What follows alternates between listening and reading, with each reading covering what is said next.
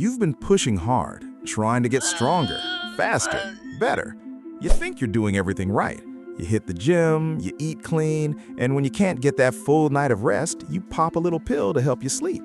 You're told it helps with recovery, that it's a smart move for performance. But what if that little pill, the one you think is helping you, is actually undermining your very foundation?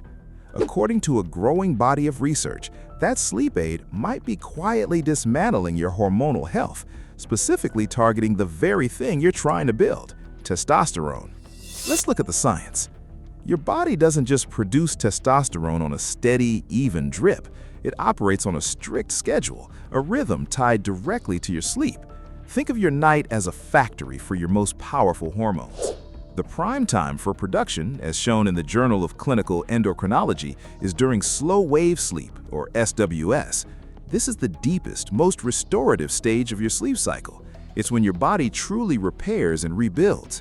If you miss out on this deep sleep, you miss the single biggest testosterone surge of the day. And here's the kicker. Many common sleep medications don't actually give you natural sleep. They sedate you. They knock you out, but they don't let your body follow its natural sleep architecture. What's the difference? It's like the difference between a real, nutritious meal and a sugary snack that just fills you up. Sedation feels like sleep, but it's a cheap imitation.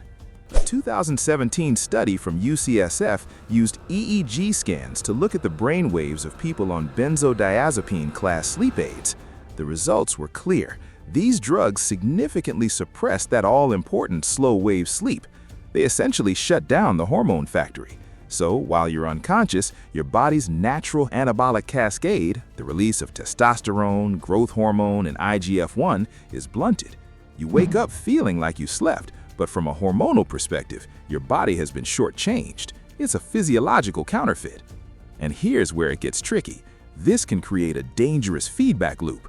Low testosterone itself is known to disrupt sleep quality, making it harder to fall asleep and stay asleep.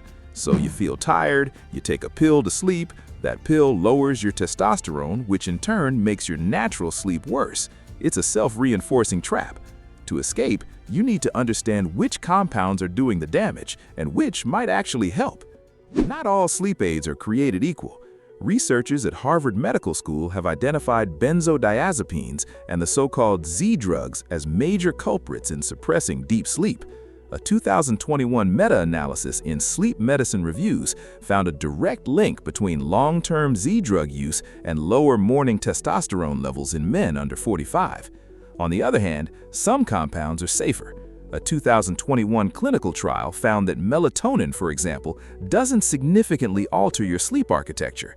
It might even give your testosterone a small boost by reducing oxidative stress in the testes. So, what's the smart play? The science points to a clear hierarchy. At the top are natural compounds that support both sleep and hormone production. Take magnesium glycinate.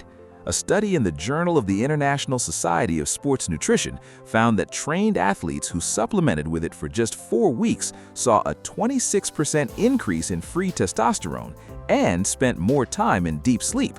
Then there's ashwagandha root extract.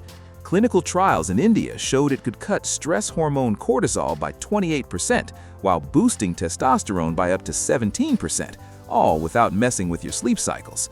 The verdict is in. If you're a man over 30, relying on synthetic sedative for sleep is like trying to build a house on a foundation of sand.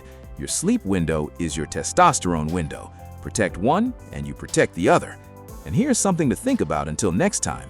If your sleep medication is suppressing your hormones, it's very likely doing something else your doctor hasn't mentioned.